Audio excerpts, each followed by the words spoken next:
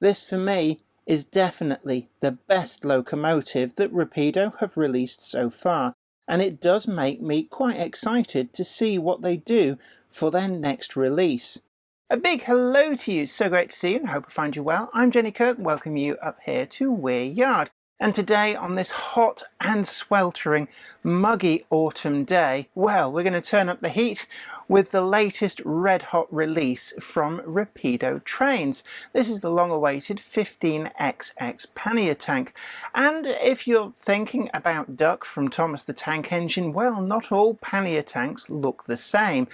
You may be thinking that, well, the market's already got 4 or 5 different Pannier tanks. Why do we need another one? Well, the 15XX is like no other Pannier tank. This thing owes its design cues from a combination of the 94XX Pannier and the USA austerity tanks, and it really does look quite different from anything else. It's got that austerity charm born out of post-war material shortage that saw it have no running plate, just like the Q1 that came out as part of that wartime effort. Designed from the pen of Hawksworth, this is a locomotive that owed its design entirely to the GWR, although it was not delivered from Swindon Works until the early days of British Railways. These locomotives were in some respects a solution looking for a problem.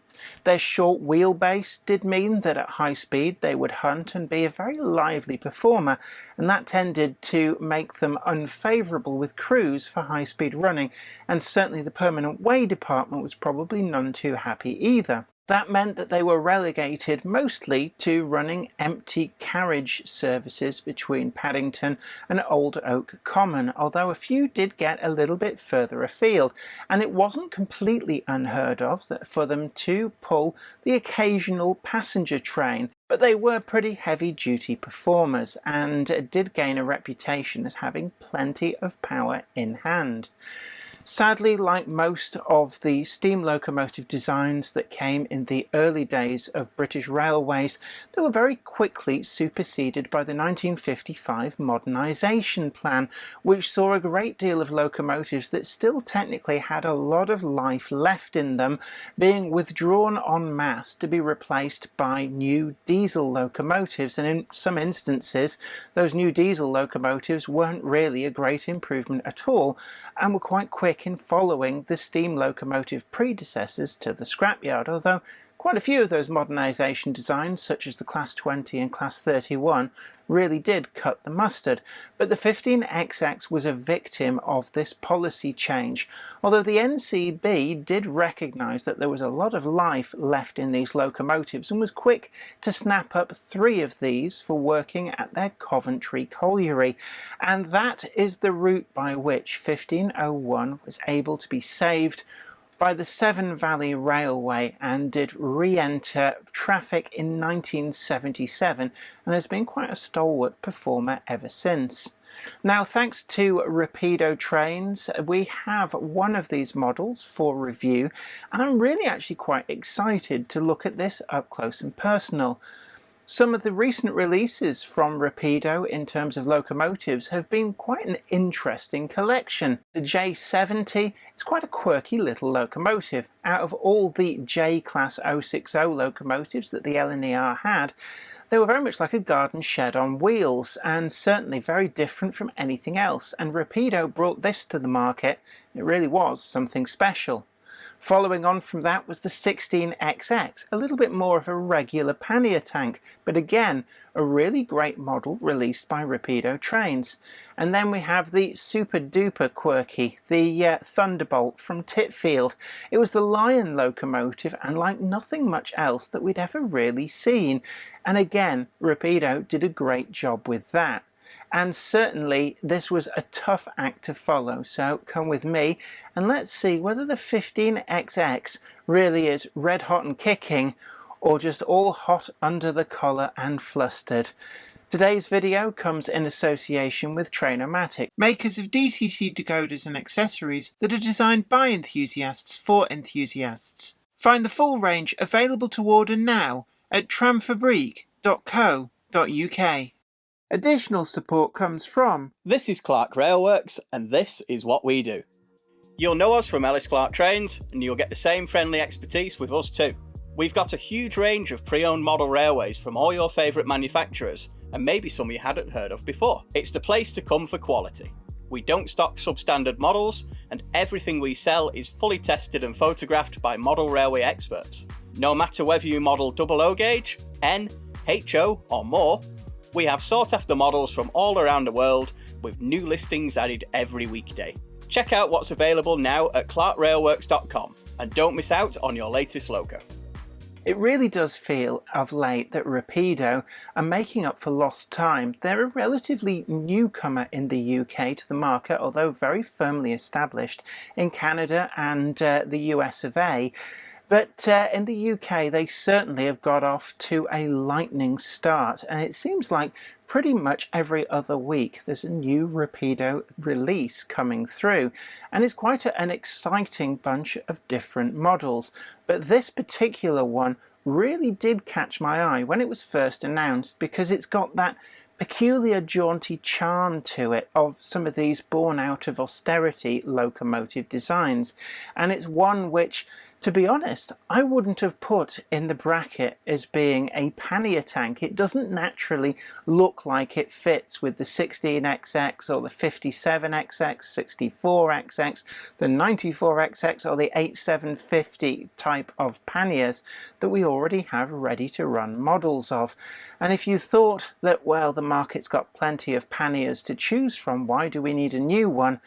Rapido are here to say, here, hold my beer. I'd also like to ask a big favour, and please do tickle that like button, share this video and subscribe to the channel if you've not already done so, and ring that bell to be the first to know about new videos as and when they go up.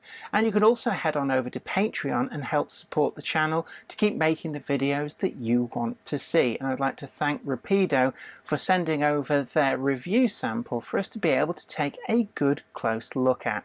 But that's enough about me drivelling away. You came here to look at the model, so let's get to it.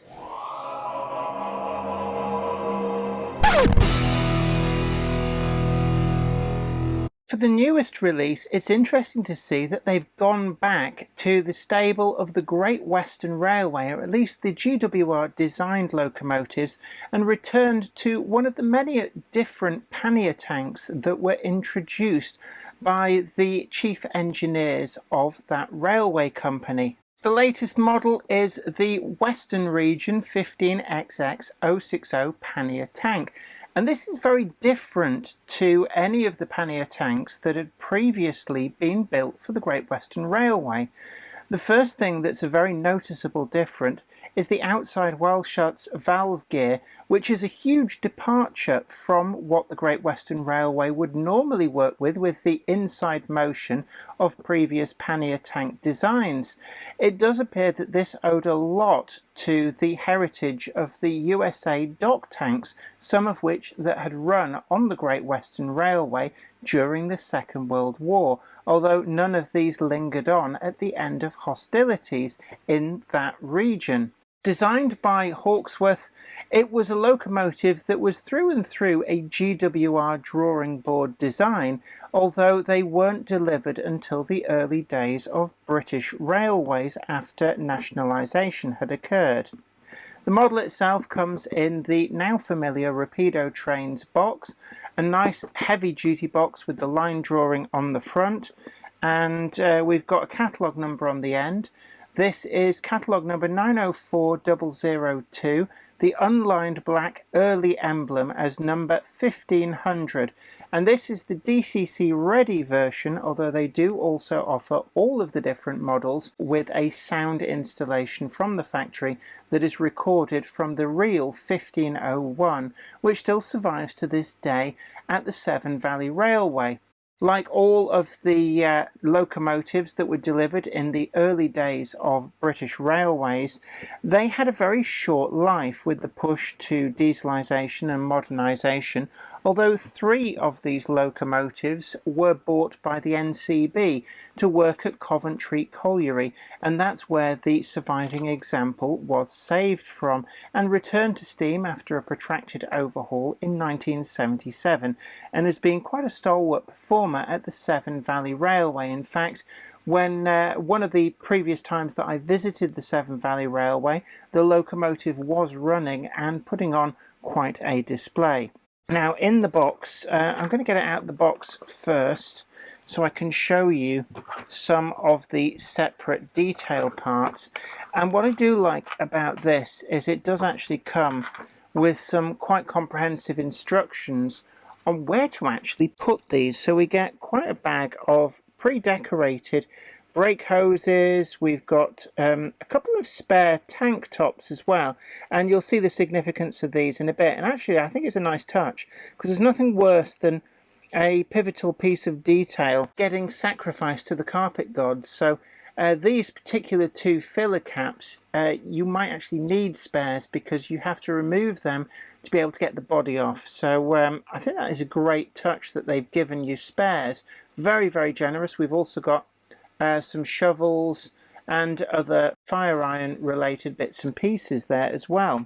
In the manual, of course, they do tell you where all these go, which is quite useful. Sometimes you're just really left on your own for fitting some of the extra bits and pieces.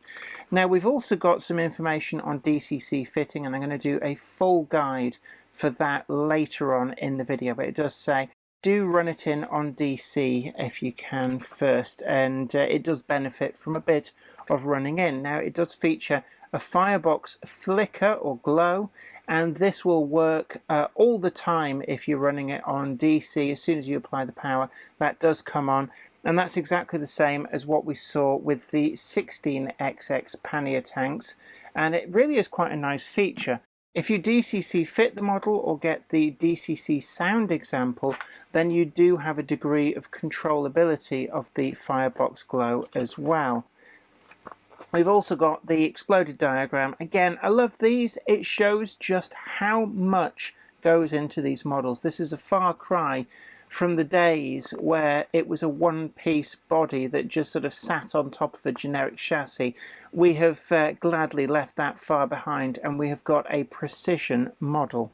Inside the clamshell, the first thing that's quite obvious is that this carries on that extreme weight. It really is weighty, that the previous Rapido locomotives have all managed to pack quite a punch. And I suppose the closest to this would be the 16XX.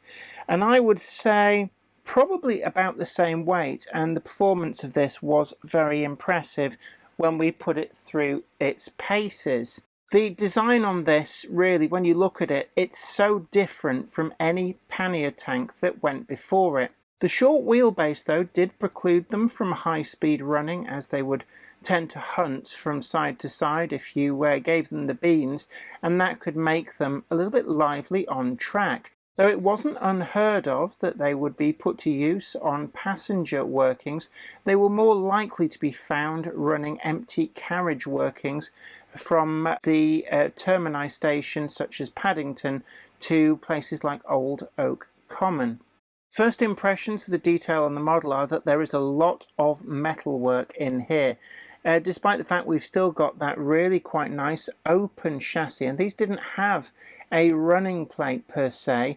Very much an austerity looking locomotive, quite like the Q1s and the austerity dock tanks as well, so you can see right through, and it's a very obvious point, and I think that has been captured incredibly well. So somewhere in here, Rapido have hidden a huge amount of weight, and you can see that a lot of the features like the buffer beam are actually die cast. And it's nice to see that this is just coming as standard. They don't need to make a big fanfare about this special die cast edition. It just simply is that way. All of them are. And certainly at the price tag with an RRP of £149.95 or sound fitted for £249.95, it's a pretty reasonable price point for what you get. All of the valve gear is metal, and you can see there we've got the correctly fluted rods from the crosshead down to the central axle. The Wellshot's valve gear is nicely represented, and we've got a cast metal cross slide here, and that really does look the business, even down to riveting detail and such like. All the rest of the mechanism too, it's all metal, so this is a very durable piece. And certainly out of the box, all the brake rigging is in place, and don't worry about that obscuring some of the screws at the bottom. It's not something that you typically will need to get into. And on the underside too, you can see we've got a little service hole there that leads through to the gearing inside, and that just allows for very easy oiling if you need to. It does come from the factory ready oiled, but if you run it a lot, it's possibly no bad thing just to, give it a little bit from time to time, but don't drown it in oil. Brake blocks are all factory fitted, and there is a wealth of extra pipe detail underneath here. This is all, again, factory fitted and looks really, really nice. And we've got some really quite interesting use of different materials. So we've got like the brass and the gunmetal, everything really nicely done. One of the other things that I noticed is that somewhere on the back axle, you can just see it through the spokes there. There appears to be, and I could be wrong on this, but I think this locomotive has a hall sensor, and the reason for this, if you're wondering what on earth is that, well, in the NMRA standard, there is pins on the decoder interface for Hall effect sensors. And the best use of these on a model locomotive is quite simply, they can count the revolutions of the wheels. And that means it can feed back information to a sound decoder to get the chuff rate exactly matched without you needing to fiddle about with CVs. Which, if that really is a hall sensor, is a really great feature, and I don't think I have seen that before on a ready-to-run model. Looking at the top of the boiler, we've got, again, a wealth of detail. These tanks feel like they're cast metal, and certainly it does help a lot with the adhesive weight. The rest of this, we've got some whistles, and I think they're plastic, but they do look very, very good. Such a fine amount of detail.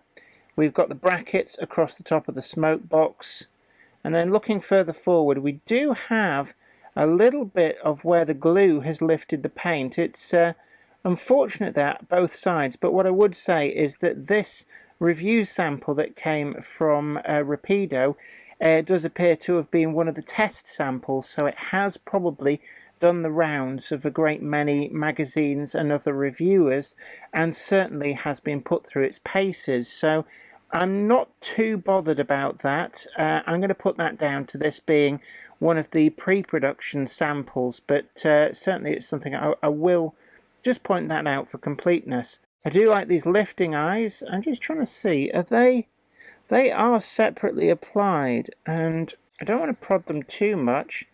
They are separately applied metal parts, and that really is quite nice. We've also got the water level indicators and breathers for the tanks. And looking down across the front face of these is really quite interesting. It's very reminiscent of a 15XX Pannier tank with those very square tanks, and the smoke box that actually stands proud of the tanks rather than being saddled by it completely. And then below the running plate, the motion and the Wellshot's valve gear is something that owes a lot of design cues to the USA dock tanks. The rest of the printing on the model is pretty nice and sharp. I like the satin finish on the black. The paint isn't too thick, it doesn't obscure the detail, and you can see there on the cab all of those rivets so nicely picked out.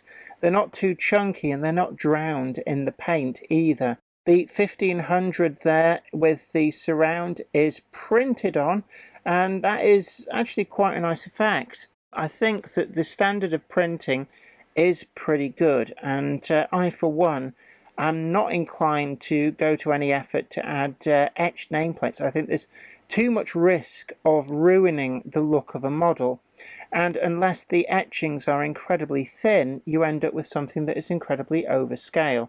Now we've got posable, slidable shutters inside the cab, and what's interesting, and I did try and get a picture of this, it's really difficult to do, and certainly you just can't read it, but the extent of Rapido's attention to detail includes on the inside of those shutters, just like on the real Locomotive, is a warning printed on there to drivers not to lean out of the cab, presumably because of limited clearances in certain locations. But that is an incredible attention to detail, the fact that it's there even though you can't see it. Looking down the other side, again, more printing is really crisp and sharp.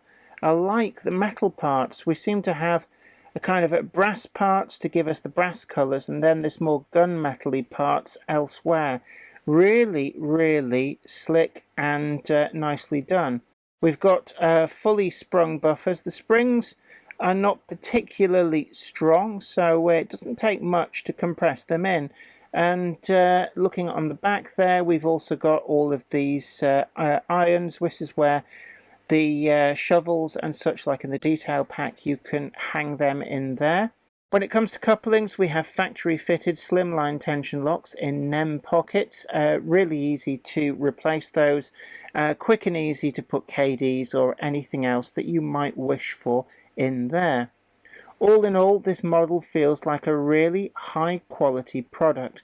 There's a lot of separately fitted parts, and I mean a lot, and the assembly really is second to none. Looking underneath the cylinders, we've got the drain cock assembly all on there, factory fitted, no messing about, and that is surprisingly robust. We've also got these guard irons as well, which would have just protected the wheels from if there was anything on the track. It just kind of would tend to push anything like big lumps of wood out of the way and just guard against any risk of derailments. In the bunker, we've got the mounded up coal. Again, it's a really good rendition of coal, and it's thoughtfully done, just a little bit lower than the edges of the bunker. So if you want to top it up with some real coal, that is quite straightforward to do. We've also got the protective bars across those rear cab windows, and the glazing too is entirely flush and reasonable good fit there, although from the front, looking at an angle, you can sometimes just catch the thickness of the glazing, but all in all, that is very difficult to see unless you get up close and personal. When it comes to DC running, the model performed faultlessly out of the box. Rapido do recommend running in, but actually, in all honesty with you, I didn't feel that the Locomotive screamed out that it needed it, although you will find that performance, including slow speed running, and smoothness will improve over time with a bit of running. Rapido tell me that the model that they put on test has managed up to 22 Mark I type coaches on their test layout, and that is very impressive. In fact, I would wager that the couplings were struggling at that point rather than anything else, and it's something that we are going to try and put to the test a little bit later on here at Weir Yard. Next up, we come to the DCC fitting, and I'm going to be using the Next 18 decoder from Train-O-Matic, and this is a nice small decoder, although judging by the pictures there is quite a generous amount of space inside the Locomotive, and certainly it should accommodate pretty much any Next 18 decoder that you care to put in it. For the DCC fit, one of the things that is good to have is a small magnet such as these, and that's just going to effectively suck up the screws as they come out, so we don't end up sacrificing any of those to the carpet gods. First of all, we've got two just under the bunker. You can see there, one at either side. And I'm going to get right in there, just gently unscrew those. Just going to give that up to the magnet for safekeeping. And I'm going to unscrew the other side as well. Next up, what we want to do is remove these two filler caps, and this is where those spares that come in the detailing pack really are quite helpful. Just very gently lever them out. They're an interference push fit and actually quite easy to take out. You can see now why Rapido giving you a couple of spares is actually very, very thoughtful of them. If you take those out, you can see inside, hidden away, we've got another pair of screws. And this is a similar design to what we saw on the 15XX Pannier tank that came from Rapido some time ago. So we're just going to undo that. Screw for safekeeping to the magnet. Undo that. Again, screw to the magnet for safekeeping. And now, very carefully, just grab hold of the edge of the wheels, don't squeeze too much, and don't grasp it by the Wellshut's valve gear. And you can just gently lever it up from the back, and maybe grab the cylinders, and it just pops out at the front, and we can maneuver the body away from the chassis. Now, there's a huge amount of weight in this chassis, but you can see there that the body itself features an enormous amount of actually quite cleverly designed and quite thin die-cast metal, squeezing every ounce of adhesive weight out of this. We've also got space up inside the front smoke box. If you want to fit something like a stay alive, then that is actually an ideal location to just tuck that away, and that gives us the space in the model for that kind of an addition. Looking inside the cab, we can just about see that writing on the inside of the shutters. I can't actually get those shutters out to get a really high quality magnified image of that, so I asked Rapido and they said it was the warning to engine man. Looking at the back head, we've got fully detailed in here. Even the gauges have all the needles and markings on them. We've got the regulator all separately applied, and you can just see there that we've also got the firebox hole, which allows us to get that firebox flicker effect to come through from the board that is fitted on the back. The cab itself, you can just see there, we've got the checker plate and wooden plankings, plus the box, the reversing lever, lots of extra detail. We've got the coal bunker, handbrake handle on top, and hidden away in the coal bunker is a factory fitted speaker, which is in there in its small enclosure. So if you want to fit your own sound, you don't have to worry about a speaker, it's just simply a case of adding the appropriate decoder. To fit your decoder, just gently lever out the blanking plate, and then we need to get our decoder out, line up the connector, and then gently push that into place.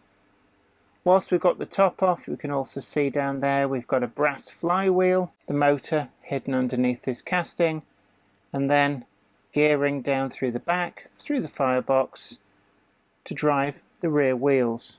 With the decoder in place, if you want to fit the smart power pack from Trainomatic, now is a great time to very carefully solder it in, and then you can feed that into the smoke box unobtrusively, and then we can fit it all back together. The model does feature all-wheel pickup, and with that adhesive weight, it's actually unlikely that most people will find a need for a smart power pack. To get the body back on, I find it's best to fit from the front and then gently work the rear on, and then you'll feel it just clip into place. Make sure that the steam exhaust pipes from the cylinder up into the smoke box click into place, and then it's just simply a case of refitting the screws. If you're worried about your decoder, then first of all, before you put the body on, you may prefer to just take it to the programming track and check it, but I've got plenty of faith in both the model and the decoder, so I'm going to go right ahead and reverse the process to fit all of the screws back in. One thing I will say is there's two different types of screws, so make sure you get those with the slightly wider head to the rear, and the smaller screws, they fit into the tops of the tanks.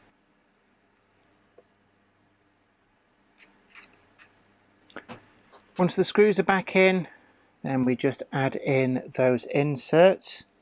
We need to make sure that the hinges face to the front of the locomotive, and they just line up and gently push them into place. You don't need to add excessive force. They're not a too tight a fit, it's just a snug fit. And you'll just feel it drop into place. If you're having to force it, then you haven't got it lined up, and then it's off to the programming track where we can set up the locomotive as we wish. When let loose on the track work of Weir Yard, this model really was impressive. It came into its own on the main line, and I had 14 Mark I coaches going around, including through the gradients, with no real wheel slippage at all. Adding another couple of coaches did mean that it would start to stall out, but that's an incredible load for a locomotive this small, which really is dwarfed by a Mark I coach. On the torture test track, it took in radius 1 curves, reverse curves, and all of the gradients without so much as putting a wheel wrong. It stayed firmly gripped to the track and had no sign of any struggling, even over some of the more complex and twisted point work on the torture test track. All in all, there really isn't anything of note to fault this model when it comes to running, and certainly it seems to have plenty of power in reserve. For the average modeler, you're really going to be hard pressed to get this locomotive up to its limit, and it really does feel like it's a well balanced, well designed model that has ample power in reserve.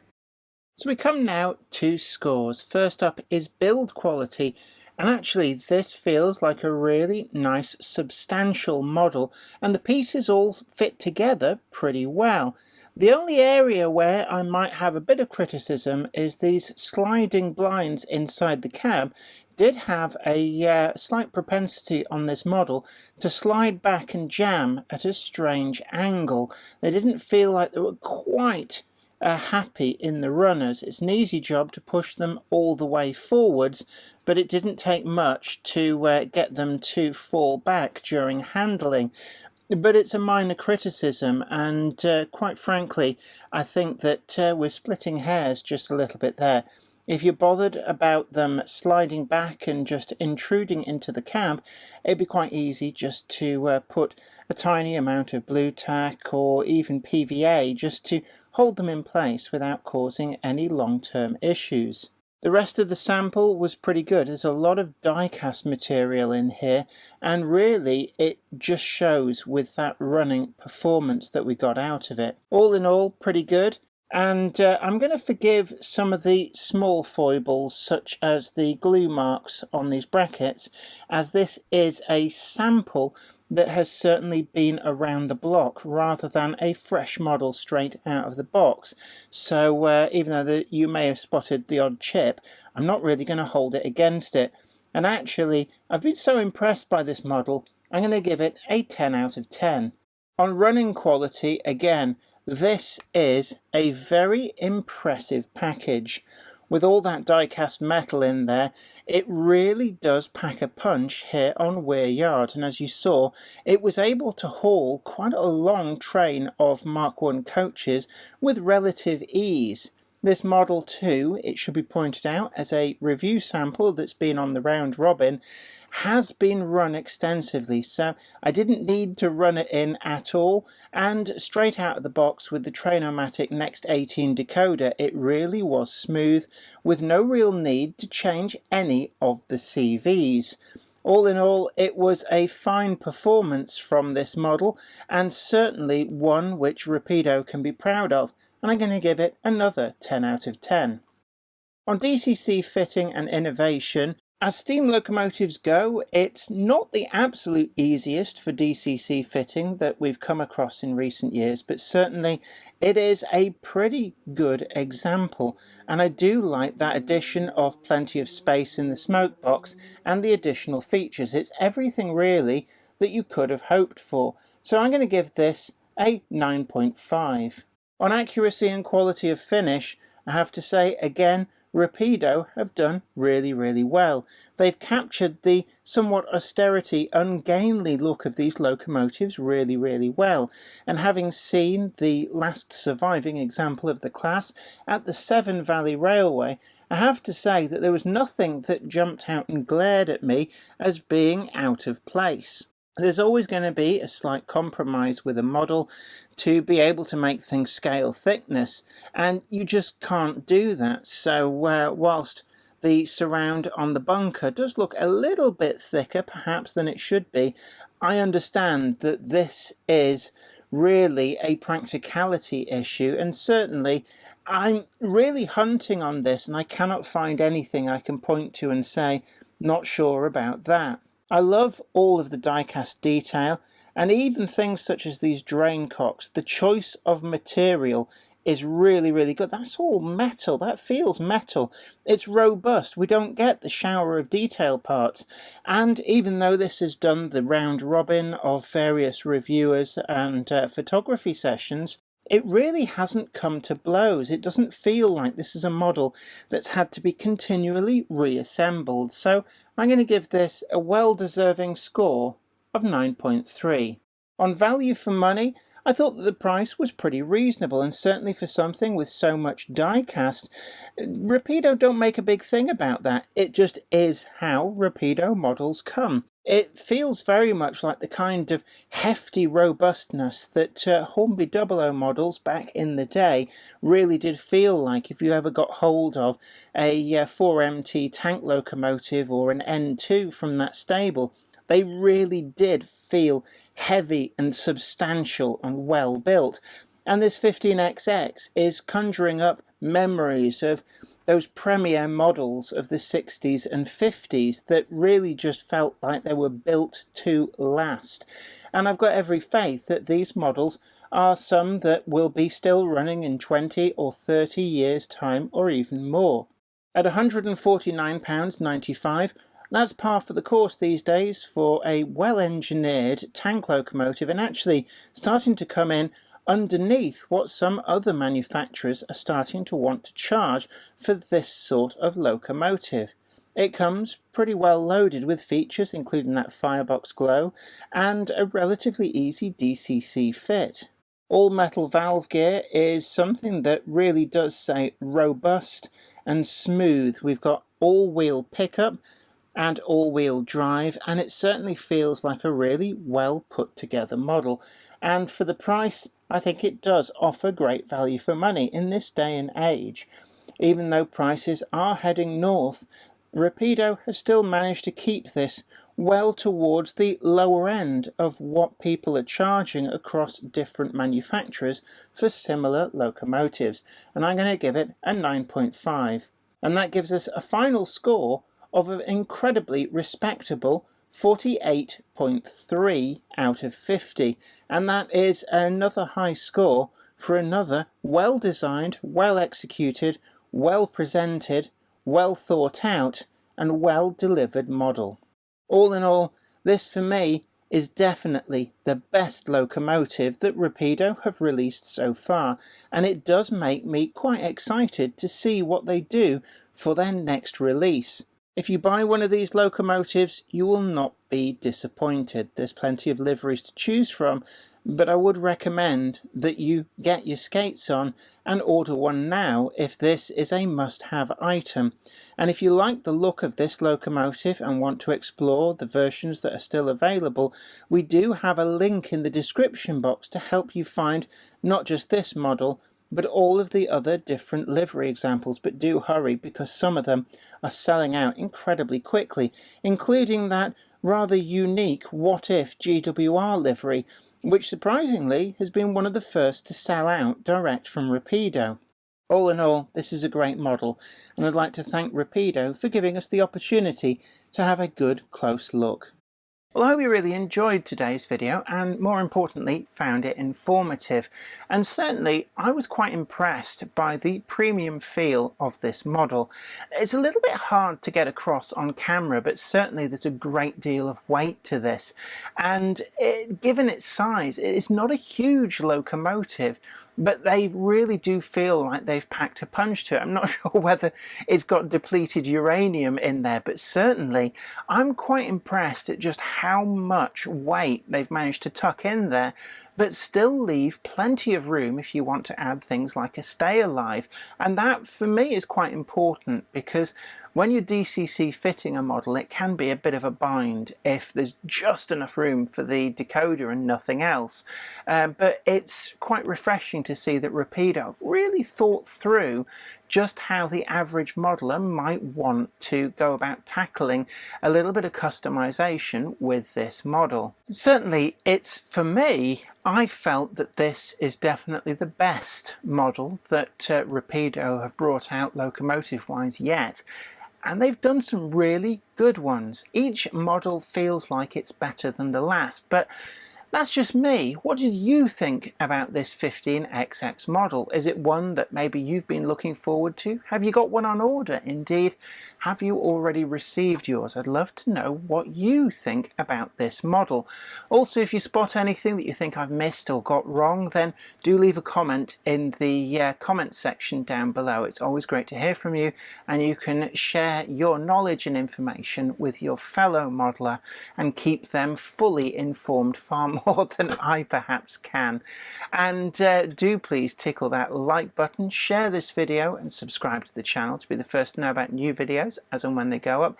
And also don't forget, we've got that full merch store down there, and the Monday Club Pal Brick Wagon. Just an important news flash here: they are now sold out from Rails of Sheffield, so a huge thank you to everybody who supported the Palbrick project. And we'll be bringing some news to you possibly at the Great Electric Train Show, which is coming up at the beginning of October this year, about what might be our next special commission that you can purchase to run on your railway for something a bit special and different, and also be a great way to help support the channel. So stay tuned for that news and information. But until next time, this is me, Jenny Kirk, saying you take great care of yourself. Happy modelling. Bye for now. Today's video comes in association with Trainomatic, makers of DCC decoders and accessories that are designed by enthusiasts for enthusiasts. Find the full range available to order now at tramfabrique.co.uk. Additional support is provided by... This is Clark Railworks, and this is what we do. You'll know us from Ellis Clark Trains, and you'll get the same friendly expertise with us too. We've got a huge range of pre-owned model railways from all your favourite manufacturers, and maybe some you hadn't heard of before. It's the place to come for quality.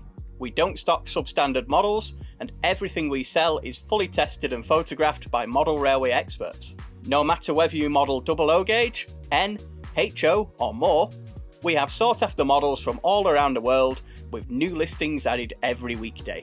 Check out what's available now at clarkrailworks.com and don't miss out on your latest loco.